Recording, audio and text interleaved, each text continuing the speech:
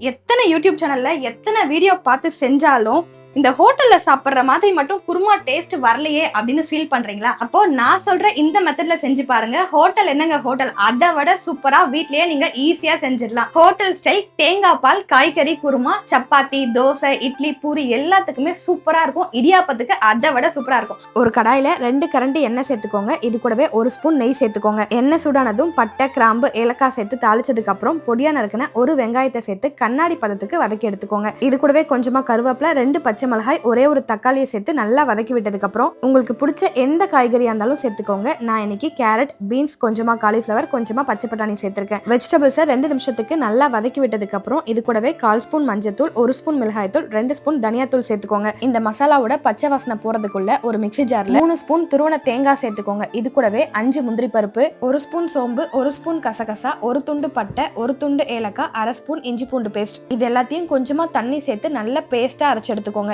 அரைச்ச தேங்காய் பேஸ்ட்டை அந்த காய்கறிகளோட சேர்த்து நல்லா கலந்து விட்டு இந்த ஸ்டேஜ்ல குருமாக்கு தேவையான அளவு தண்ணி சேர்த்துட்டு கூடவே தேவையான அளவு உப்பு சேர்த்துக்கோங்க. ஒரு 10 நிமிஷம் மூடி வெஜிடபிள்ஸ் எல்லாம் நல்லா வெந்து வந்ததுக்கு அப்புறம் கடைசியா 1/2 கப் நல்ல திக்கான தேங்காய் பால் சேர்த்துக்கோங்க. இதுதான் ரெஸ்டாரண்ட் ஸ்டைல் குருமாக்கு ஒரு சீக்ரெட் இன்கிரிடியன்ட். தேங்காய் பால் சேர்த்துட்டு 1 நிமிஷம் நல்லா கொதிச்சதுக்கு அப்புறம் கடைசியா கொஞ்சமா கொத்தமல்லி தூவி விட்டு சுட சுட சப்பாத்தி, பரோட்டாவோட வச்சு சாப்பிட்டு பாருங்க. டேஸ்ட் வேற லெவலா இருக்கும்.